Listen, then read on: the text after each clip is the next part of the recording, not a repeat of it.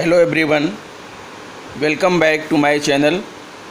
मित्रों, जैसा आप सभी को पता है कि शासन की तरफ से और बेसिक शिक्षा विभाग की तरफ से हमारे लिए 3 प्रमुख मॉड्यूल हमें प्रदान किए गए हैं ताकि ये जो लॉकडाउन की जो है स्थिति है और अवकाश के समय हम इनका भली भांति अध्ययन कर लें और आने वाले सेशन में हम जो है इन मॉड्यूल के अनुसार अपना जो है शिक्षण कार्यक्रम संचालित कर सकें। और आपको ये भी पता है कि इन तीनों ही मॉड्यूल पर और तथा 3 प्रेरणा सूची प्रेरणा से संबंधी जो लक्ष्य 3 जो है उस तरह की हैं और 3 आपके मॉड्यूल हैं, इन पर प्रश्न भी पूछे जा रहे हैं।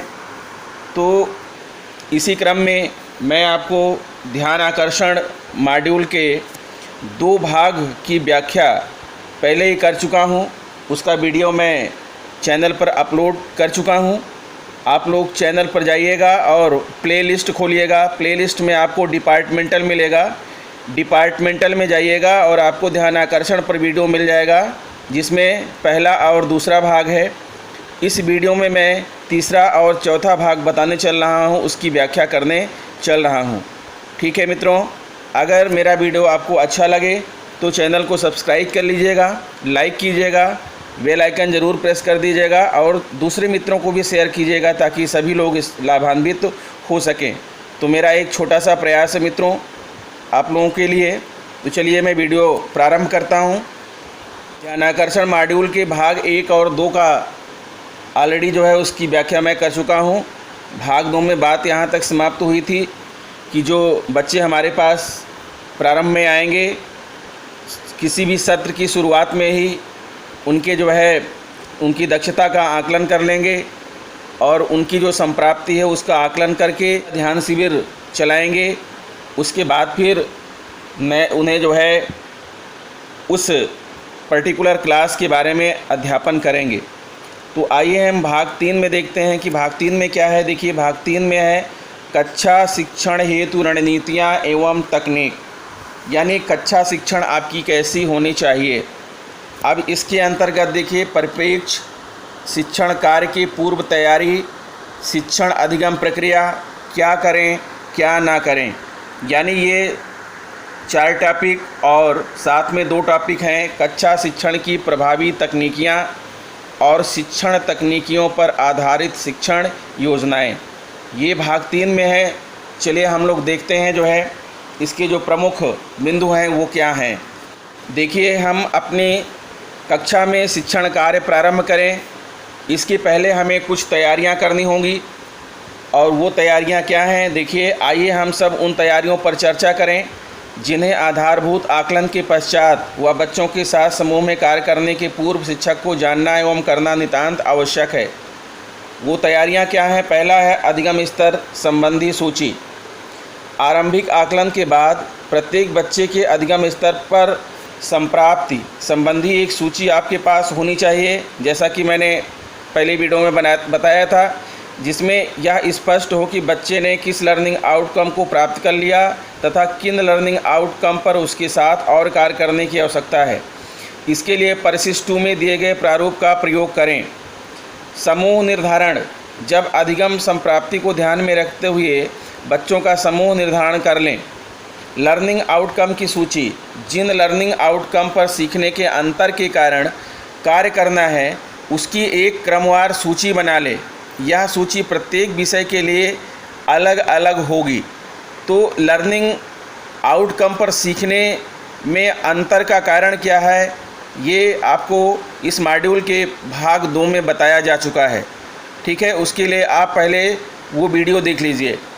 समय सारणी। ध्यान आकर्षण शिविर के लिए सत्र के प्रारंभ में आरंभिक परीक्षण के पश्चात कार्य करने के लिए 50 दिनों की समय सारणी टाइम टेबल परिशिष्ट में दी गई है। प्रधानाध्यापक इसे समस्त शिक्षकों को साझा कर लें। इन 50 दिनों में चिन्हित लर्निंग आउटकम पर ध्यान आकर्षण तकनीकों द्वारा ही करेंगे, क्योंकि ध्यान आकर्षण शिविर के माध्यम से ध्यान आकर्षण लर्निंग आउटकम में जो टेस्ट लिया गया बच्चों का, उसमें बच्चों को ग्रुप ए, बी और सी में बांट दिया गया। फिर ग्रुप बी और सी को लेकर 50 दिनों का जो ध्यान आकर्षण शिविर है, उस शिविर के दौरान क्या करना है, कैसे उनको पढ़ाना है, इसके लिए जो है प्रधानाध्यापक इसे समस्त शिक्षकों से साझा कर लें। इन 50 दिनों में चिन्हित लर्निंग आउटकम पर ध्यान आकर्षण तकनीकों द्वारा ही कार्य करेंगे। अब देखिए, आपके लिए जो है ध्यान आकर्षण शिविर हेतु समय सारणी दी गई है। कैसे समय सारणी बनाएंगे? प्राथमिक, उच्च प्राथमिक स्तर, अवधि 50 जो है कार्य दिवस हैं, 50 वर्किंग डेज़ हैं। ठीक है, तो भाग 1 और 2 में आपको बताया गया था कि बच्चों को किस तरह से ग्रुप ए और ग्रुप बी में बांटना है। तो वो बांटने के बाद जो 50 दिनों का ध्यान शिविर लगाना है, ध्यान शिविर का ये समय सारणी का एक नमूना दिया हुआ है। समूह ए, समूह बी, समूह सी, और प्रार्थना सभा 7:30 से 8 बजे के बीच का दिया हुआ है। प्रार्थना, प्रेरणा गीत, राष्ट्रगान, सामान्य ज्ञान आदि सारी चीज़ें 7:30 से 8 के बीच में होंगी। प्रथम वादन 8 से 9 तक, द्वितीय 9 से 10 तक, मध्यावकाश 10 से 10:30, तृतीय वादन 10:30 से 11:30 और चौथा वादन 11:30 से 12:30, और उसके बाद सांध्यकालीन सभा 12:30 से 1:30 बजे तक। यानी ये टाइम टेबल है। और समूह ए को कब क्या पढ़ाया जाएगा? समूह ए के बच्चों को गणित पहले में, दूसरे पीरियड में हिंदी, और तीसरे में है हमारा परिवेश विज्ञान, और चौथे में अंग्रेजी। इसी तरह से समूह बी में अंग्रेजी, हिंदी, गणित हमारा परिवेश, और समूह सी में हमारा परिवेश विज्ञान, गणित, अंग्रेजी, हिंदी। ये चीज़ें जो है दी हुई हैं। और इसके साथ ये भी कहा जा रहा है कि सभी शिक्षक प्रतिदिन अपने समूह में निर्धारित शिक्षण तकनीक का उपयोग करते हुए कक्षा शिक्षण करेंगे। शिक्षकगण अपने विषयों में बच्चों का निरंतर सतत रूप से आकलन करेंगे। जो बच्चे 50 कार्य दिवस में अच्छी प्रगति कर आगामी समूह में प्रोन्नत भी करेंगे। सभी शिक्षक शिक्षण के दौरान बच्चों के अधिकाधिक क्रियाशीलता पर विशेष ध्यान देंगे। प्राथमिक स्तर पर हमारा परिवेश एवं उच्च प्राथमिक स्तर पर विज्ञान विषय का शिक्षण संबंधित वादन में किया जाएगा। तो अब आप समझ सकते हैं कि आपको जो है आने वाले सेशन में जब भी आपका विद्यालय खुलेगा तो 50 दिनों तक आपको जो है इस टाइम टेबल के तहत शिक्षण कार्य करना है। और बच्चों का जो है आकलन भी करना है, उनकी टेस्टिंग भी करनी है, और टेस्टिंग करने के बाद उनको ग्रुप ए, बी, सी में डिवाइड करना है। और ये समय सारणी इसको फॉलो करना है। सभी अध्यापक और प्रधानाध्यापक समझ लें समय सारणी को, इसके अनुसार ही कक्षाएं 50 दिनों तक चलेंगी। उसके बाद देखिए, एक यहाँ पर तालिका दी हुई है। इस तालिका में हर सप्ताह में किस तरह से क्या शिक्षण कार्य होना है ये दिया गया है। अवधि प्रथम सप्ताह 1 से 7 दिनों तक। कक्षा शिक्षण के लिए चयनित तकनीक में क्या है? संसाधनों से पूर्ण कक्षा कक्ष का वातावरण, बैठक व्यवस्था, कक्षा प्रबंधन, और तीसरा रोचक प्रस्तावना। इन पर विशेष ध्यान दिया जाएगा। द्वितीय सप्ताह 8 से 15 दिन तक रोचक प्रस्तावना, शिक्षण अधिगम सामग्री का उपयोग करना है, यानी टीचिंग लर्निंग मटेरियल का उपयोग करना है। शैक्षिक गतिविधियों का नवाचार का प्रयोग करना है। सरल से कठिन की ओर का प्रयोग करना है। सरल से कठिन की ओर जो एक शिक्षण सूत्र है उसका प्रयोग करना है। तीसरे सप्ताह में 16 से 23 दिन तक शिक्षण अधिगम सामग्री का उपयोग करना है। शैक्षिक गतिविधियों नवाचार का प्रयोग करना है, प्रश्न पूछना है और प्रोजेक्ट कार्य देना है बच्चों को। चौथे सप्ताह में 24 से 31 दिन तक शैक्षिक गतिविधियां नवाचार, प्रश्न पूछना, सीखने के लिए बातचीत। पाँचवें सप्ताह जो है 32 से 39 दिन तक सीखने के लिए बातचीत, सीखने के लिए कार्यपत्रक का उपयोग, सभी को शामिल करना, शैक्षिक भ्रमण। और छठवें सप्ताह में 40 से 47 दिन तक समूह कार्य, जोड़ी में कार्य, सीखने के लिए बातचीत, सकारात्मक प्रतिपुष्टि। और सातवें सप्ताह में 48 से 50 दिन तक परिवेशीय संसाधनों का उपयोग, अभ्यास के अवसर देना। और लर्निंग आउटकम्स जो है हर सप्ताह में आवश्यकता अनुसार शिक्षक स्वयं चयन करेंगे। तो इस तालिका के अनुसार प्रथम 50 दिनों तक शिक्षण कार्य को संपादित करना है। साथ ही यह भी ध्यान रखना है कि शिक्षण योजना जिन लर्निंग आउटकम पर कार्य करना है उन पर आप अपनी शिक्षण योजना बना लें। शिक्षण योजना बनाते समय उन समस्त तरीकों को अवश्य ध्यान में रखें जो कक्षा को रोचक तथा उपयोगी बनाते हैं। ऐसे कई तरीकों का विवरण आगे दिया गया है और आप और भी तरीकों का प्रयोग कर सकते हैं जिससे बच्चों के अधिगम में वृद्धि हो। शिक्षण अधिगम सामग्री की उपलब्धता यानी TLM की उपलब्धता की बात हो रही है, तो हर टीचर्स को जो है और विद्यालय के प्रधानाध्यापक को ये चाहिए कि विद्यालय में TLM की व्यवस्था करें और उसका प्रयोग करें। शिक्षण अधिगम प्रक्रिया। शिक्षण अधिगम प्रक्रिया क्या है कि हम इस पूरी प्रक्रिया का ईमानदारी से क्रियान्वयन कर लेते हैं तो यकीन मानिए यह हमारी तरफ से बच्चों के कक्षानुसार अधिगम स्तर को प्राप्त करने में महत्वपूर्ण योगदान देगा। आइए बात करते हैं बैठक व्यवस्था की। बच्चों को बैठाना कैसे है। कक्षा में बच्चों को इस तरह बैठाएं कि आपकी नज़र सभी बच्चों पर रहे, आप यह देख पाएँ कि आपकी कक्षा में प्रत्येक बच्चा क्या कर रहा है। इसके लिए कुछ सुझाव नीचे दिए गए हैं। जैसे बैठक व्यवस्था गतिविधि के अनुरूप होनी चाहिए। अर्ध चंद्राकार या गोले में बैठाना। छोटे समूह में आप बच्चों को बैठा सकते हैं। इस बात का ध्यान रखें कि बैठक व्यवस्था ऐसी हो जिसमें सभी बच्चे, चाहे वे किसी भी सामाजिक या धार्मिक समुदाय के क्यों न हो, आपस में घुल मिलकर बैठें।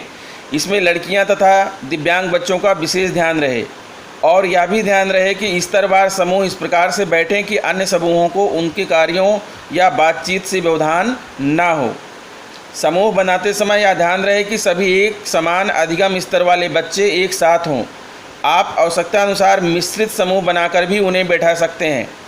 ठीक है। बैठक व्यवस्था ऐसी हो जिसमें बच्चे व शिक्षक कक्षा में कहीं भी आसानी से आ जा सकें तथा ब्लैक बोर्ड व अन्य सामग्री स्पष्ट रूप से दिखाई दे तथा उनकी पहुंच में हो। नेक्स्ट पॉइंट है क्या करें क्या ना करें। शिक्षण अधिगम प्रक्रिया के दौरान कुछ ऐसी बातें हैं जिनका हमें प्रत्येक परिस्थिति में ध्यान रखना है। इनमें से कुछ ऐसी बातें हैं जिन्हें हमें करना है तो कुछ ऐसी बातें हैं जिन्हें हमें किसी भी हालत में नहीं करना है। तो क्या करें पहले ये जान लीजिए। प्रायः कक्षा में शिक्षक ही केंद्रीय भूमिका में देखे जाते हैं, अर्थात वही निर्देश देते हैं, प्रश्न पूछते हैं तथा अनुशासन के नाम पर बच्चे शांत रहते हुए उनके निर्देशों का पालन करते हैं, जबकि अधिकांश समय बच्चे केंद्रीय भूमिका में होने चाहिए। एक आदर्श कक्षा में शिक्षक एवं बच्चों की क्रियाशीलता 40 मिनट के वादन में निम्न प्रकार की होनी चाहिए। कक्षा में शिक्षक की क्रियाशीलता 5 से 10% लगभग 5 मिनट। कक्षा में बच्चों की क्रियाशीलता 85 से 80% लगभग 30 मिनट। और कक्षा में बच्चों के साथ शिक्षक की क्रियाशीलता 5 से 10% लगभग 5 मिनट। तो 40 मिनट की कक्षा को इस तरह से संचालित करना है और शिक्षक स्वयं समय पर आएँ, समय सारणी का ध्यान रखें तथा समय सारणी के अनुरूप शिक्षण कार्य करें।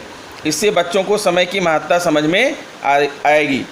देखिए, इन बिंदुओं पर विशेष ध्यान देना है और इनको फॉलो भी करना है कि कक्षा में बच्चों को इस तरह बैठाएं कि आपकी नज़र सभी बच्चे पर रहे। इसके लिए बच्चों को गोले, अर्धचंद्राकार अथवा छोटे समूहों में आवश्यकता अनुसार बैठाएं। कक्षा शिक्षण की पूरी तैयारी करके आएँ। कक्षा में आवश्यक शिक्षण अधिगम सामग्री व अन्य संसाधनों की व्यवस्था पूर्व में ही कर लें। कक्षा शिक्षण को रुचिकर बनाने के लिए किसी रोचक दृष्टांत, कहानी, खेल का प्रयोग करते हुए पाठ की शुरुआत करें। शिक्षण अधिगम सामग्री का उपयोग अवश्य करें। उन्हें मात्र प्रदर्शन की वस्तु बनाकर ना रखें। आवश्यकता अनुसार बच्चों को उनके साथ कार्य करने का अवसर दें। विषय व प्रकरण के आधार पर ही तकनीक या शिक्षण के तरीकों का चुनाव व प्रयोग करें। यथासंभव कहानी, कविता, खेल गतिविधियों आदि का प्रयोग करें। कक्षा कक्ष का माहौल सहज व सरल बनाएं। इससे बच्चे तनाव रहित होकर शिक्षण अधिगम प्रक्रिया में प्रतिभाग कर सकेंगे। सभी बच्चों को प्रोत्साहन दें। पूरी कक्षा के समक्ष बच्चों के कार्यों की प्रशंसा करें। इससे बच्चों का आत्मविश्वास बढ़ेगा। बच्चों को अवश्य सुनें। बच्चों को लगना चाहिए कि आप उनकी बात सुन रहे हैं तथा उसको महत्व दे रहे हैं। इससे उनका भी ध्यान से सुनने की आदत विकसित होगी। सभी बच्चों को कक्षा की गतिविधियों में प्रतिभाग करने का अवसर दें। इससे आप बालिकाओं तथा दिव्यांग बच्चों का विशेष ध्यान रखेंगे। इसमें आप बालिकाओं तथा दिव्यांग बच्चों का विशेष ध्यान रखेंगे। इस प्रकार समता व समानता की स्थिति को प्रोत्साहित करें। आपकी भाषा ऐसी हो जिसे हर बच्चा समझ सके। इसके लिए आप यथासंभव बच्चों की अपनी भाषा के शब्दों का प्रयोग भी करें। यदि किसी बच्चे ने गलती की है तो उसकी गलती इस प्रकार से बताएं कि उसे हताशा ना हो, बल्कि वह गलती के कारण को समझे। आपकी आवाज़ कोमल व भाषा स्नेहपूर्ण हो। समूह में कार्य करते समय बच्चों के बीच अवश्य जाएं तथा उन्हें प्रोत्साहित करें। बच्चों को यह महसूस हो कि उनके कार्यों पर आपकी दृष्टि है तथा आप उनका सहयोग करना चाह रहे हैं। शिक्षण अधिगम प्रक्रिया का आकलन अवश्य करें ताकि आपको यह ज्ञात रहे कि पूरी प्रक्रिया का उद्देश्य प्राप्त हुआ कि नहीं। कक्षा शिक्षण पूर्ण कर लेने पर प्रमुख बिंदुओं पर आधारित सारांश द्वारा पुनरावृत्ति अवश्य करें। बच्चों के कार्यों को अवश्य जांचें तथा आवश्यकता अनुसार सुधार भी करें। गलतियों पर बच्चों से चर्चा करें। सकारात्मक फीडबैक दें ताकि उन्हें सही उत्तर या तरीके के बारे में पता चल पाए। पुनरावृत्ति की दृष्टि से अभ्यास हेतु प्रदत्त कार्य असाइनमेंट प्रोजेक्ट कार्य अवश्य दें। अब बात आती है कि क्या ना करें। तो बच्चों द्वारा प्रश्न पूछने पर उन्हें हतोत्साहित ना करें। इसके लिए विपरीत प्रसन्नतापूर्वक प्रश्नों के उत्तर देकर विषय वस्तु की व्याख्या करें। किसी भी दशा में बच्चे में भय ना पैदा करें। आपका प्रत्येक कार्य व व्यवहार बच्चों को विद्यालय व कक्षा कक्ष प्रक्रिया से जोड़ने वाला होना चाहिए। बच्चों के मध्य भेदभाव ना करें। उन्हें किसी भी प्रकार से अपमानित ना करें। बच्चों के साथ गलत शब्दों का प्रयोग या गलत व्यवहार ना करें। आपका कोई भी व्यवहार या कार्य शिक्षक की गरिमा को ठेस ना पहुंचाए। अब ध्यान आकर्षण शिविर के पश्चात की कार्य योजना। तो ध्यान आकर्षण शिविर आयोजित करने के 50 दिन बाद आपको क्या करना है। 50 कार्य दिवसों के ध्यान आकर्षण शिविर के दौरान शिक्षकों द्वारा निम्नलिखित बिंदुओं का ध्यान रखकर शिक्षण कार्य किया जाएगा। लर्निंग आउटकम का चयन करना, लक्ष्य निर्धारण, कक्षा शिक्षण अभ्यास के लिए उपयुक्त शिक्षण तकनीकों का चयन करना, शिक्षण योजना का निर्माण करना, शिक्षण अभ्यास में प्रयुक्त की जाने वाली सामग्री का चुनाव करना और बच्चों के अधिगम स्तर का आकलन करना है।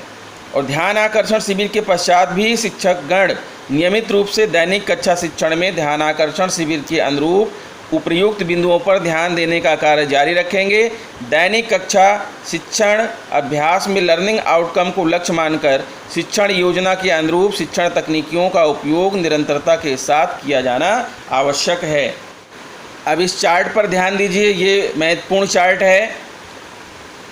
प्रभावी शिक्षण तकनीकी तरीके क्या हो सकते हैं। प्रभावी शिक्षण तकनीकी, पहला है संसाधनों से पूर्ण कक्षा कक्ष का वातावरण। कक्षा कक्ष का जो वातावरण है विभिन्न प्रकार से के संसाधनों से पूर्ण होना चाहिए।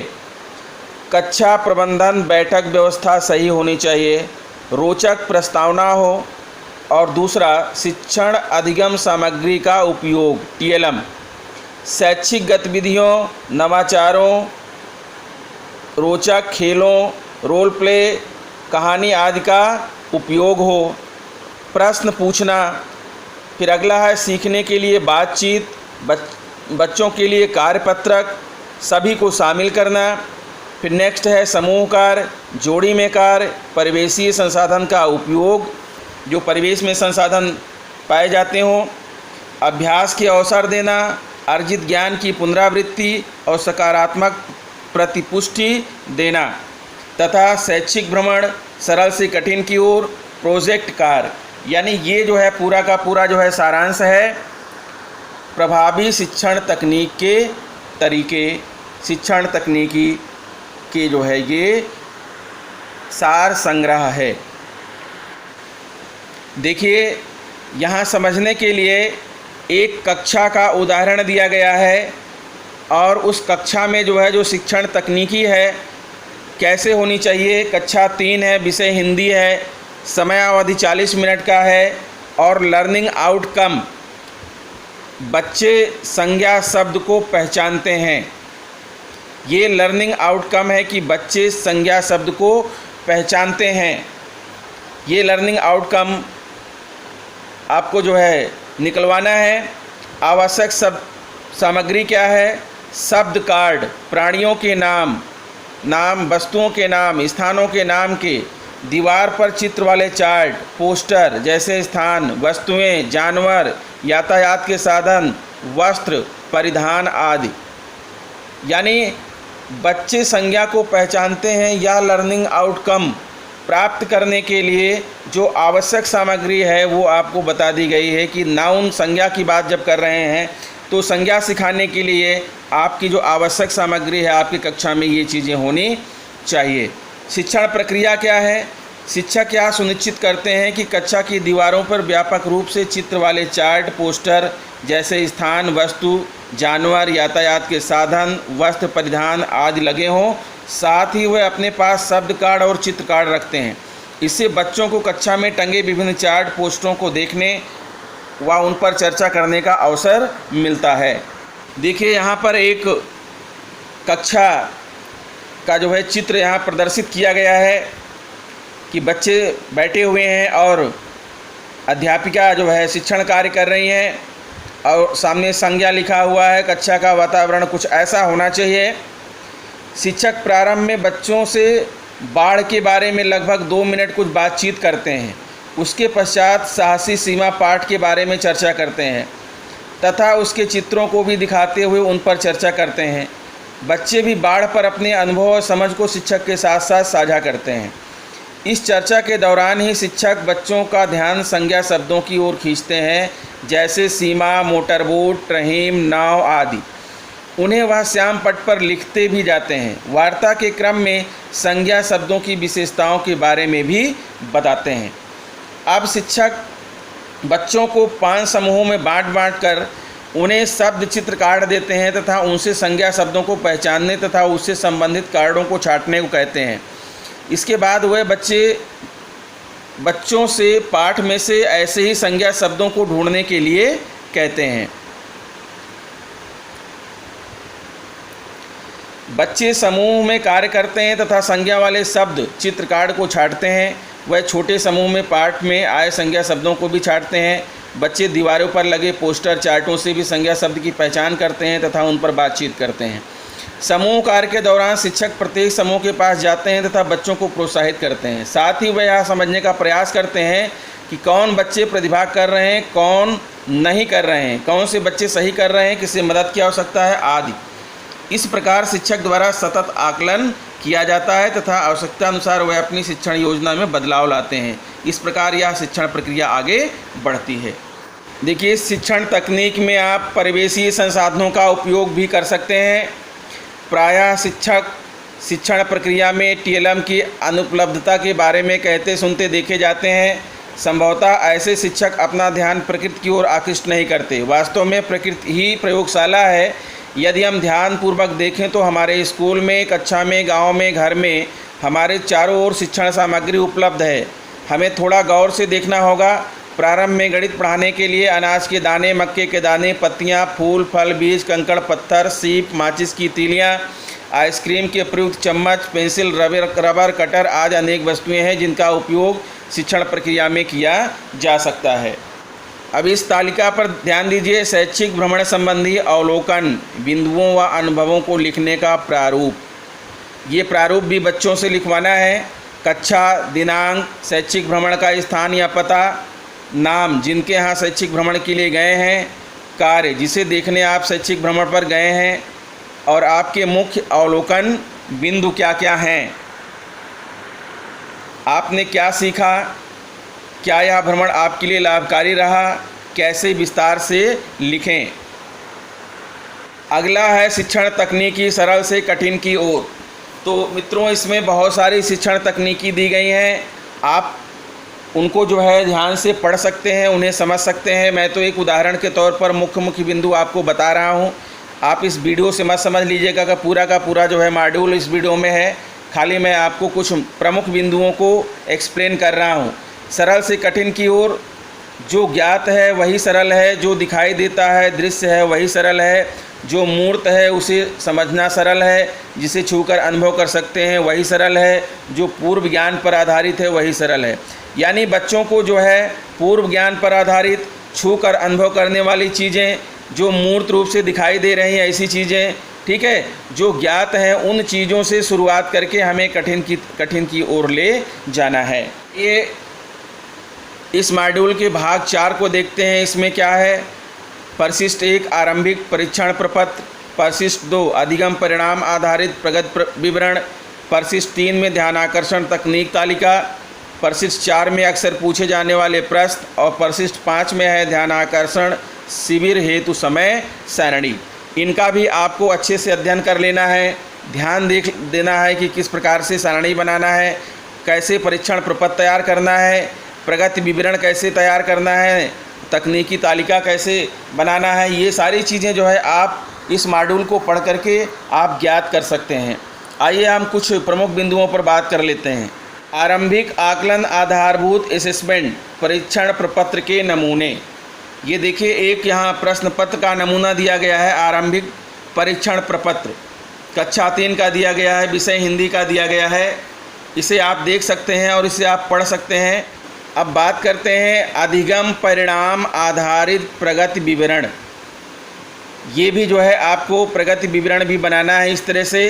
विद्यालय का नाम, विद्यार्थी का नाम, शैक्षणिक वर्ष, विषय भाषा हिंदी कक्षा 1, प्रमुख अधिगम परिणाम और इधर अधिगम परिणाम प्राप्त की स्थिति पूर्ण रूप से, आंशिक रूप से, नगण्य।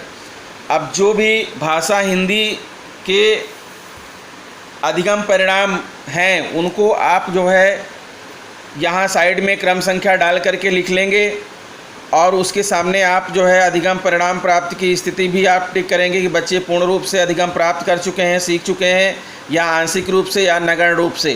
तो इस तरह की तालिका आप तैयार करेंगे, ठीक है, प्रगति विवरण के लिए।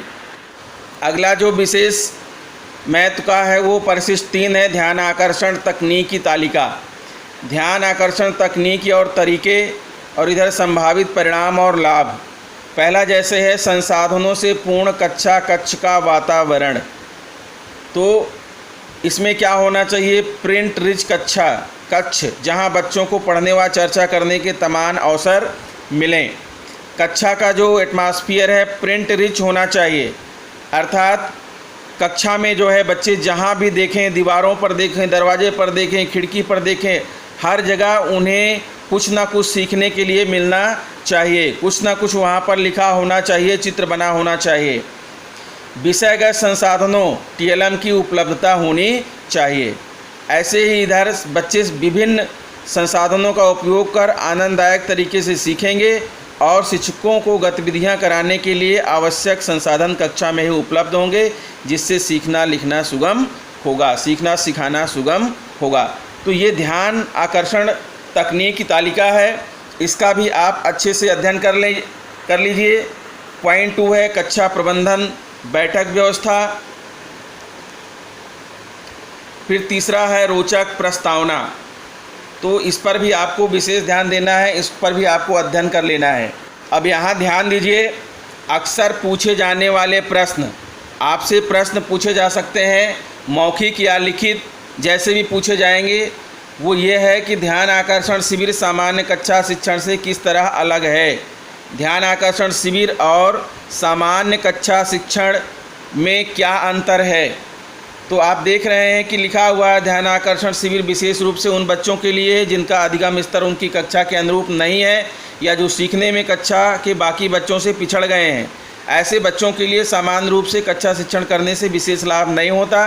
यदि इनके साथ शिक्षक वर्तमान कक्षा के पाठ्यक्रम पर ही ऐसे कार्य करते रहते हैं तो इसमें संदेह है कि यह बच्चों को मदद करने वाला हो। ऐसी स्थिति में शिक्षक बच्चों का स्तरवार समूह बनाकर आवश्यकता अनुसार शिक्षण योजना बनाकर बच्चों के साथ कार्य करेंगे, पीछे बताया जा चुका है। ध्यान आकर्षण शिविर के उपरांत क्या अलग से कक्षा लगाई जाएगी? अब इस प्रश्न का उत्तर नहीं। अलग से कक्षा लगाने से बच्चों में हीन भावना आ सकती है।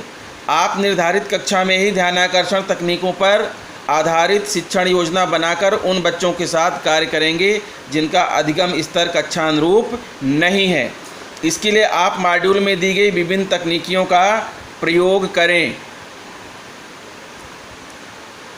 फिर अगला प्रश्न है ध्यान आकर्षण तकनीकों से शिक्षण करेंगे तो पाठ्यक्रम कैसे पूरा होगा। तो अब इसके लिए है कि आप जानते हैं कि पाठ्यक्रम लर्निंग आउटकम पर आधारित है तथा लर्निंग आउटकम दक्षता आधारित होता है। तो वास्तव में बच्चों को पढ़ाने का उद्देश्य बच्चों में प्रत्येक कक्षा की अपेक्षित दक्षताओं का विकास करना है।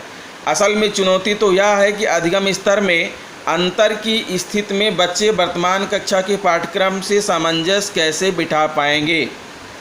ठीक है, तो इसका मतलब ये है कि हमें जो अधिगम दक्षता निर्धारित की गई है, अपेक्षित दक्षता निर्धारित की गई है, हमें उस पर फोकस करना है।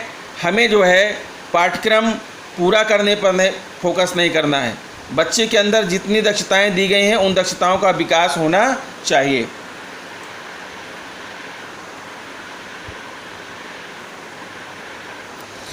अगला प्रश्न है, पिछली कक्षा के शिक्षकों ने ठीक से काम नहीं किया तभी बच्चों का अधिगम स्तर कम है, इसकी सज़ा हमें क्यों दी जा रही है? तो इसे सज़ा के तौर पर नहीं देखना चाहिए। मित्रों, यह प्रश्न आपसे कहीं भी कोई भी पूछ सकते हैं, बड़े अधिकारी पूछ सकते हैं, डायरेक्ट आपसे प्रश्न किया जा सकता है, तो इनके उत्तर आप जान लीजिए। इसे सज़ा के तौर पर नहीं देखना चाहिए। यह हर शिक्षक का कर्तव्य है कि अपनी कक्षा के बच्चों को बेहतर सीखने में मदद करे। इसके लिए उन्हें हर संभव प्रयास करना होगा। ध्यानाकर्षण तकनीकों के माध्यम से शिक्षण ऐसा ही एक प्रयास है। फिर अगला प्रश्न है, सतत एवं व्यापक मूल्यांकन तो विद्यालय में लागू नहीं है, तो फिर आप सतत आकलन करने को क्यों कह रहे हैं? सतत एवं व्यापक मूल्यांकन अलग से कोई कार्यक्रम नहीं है। यह शिक्षण अधिगम प्रक्रिया का अभिन्न हिस्सा है। जैसे शरीर से रक्त को, नदी से उसके प्रवाह को, समुद्र से उसकी गहराई को अलग नहीं किया जा सकता, वैसे ही सतत एवं व्यापक आकलन को शिक्षण अधिगम प्रक्रिया से अलग नहीं कर सकते। फिर अगला प्रश्न है, आरंभिक परीक्षण का प्रश्न पत्र कौन तैयार करेगा?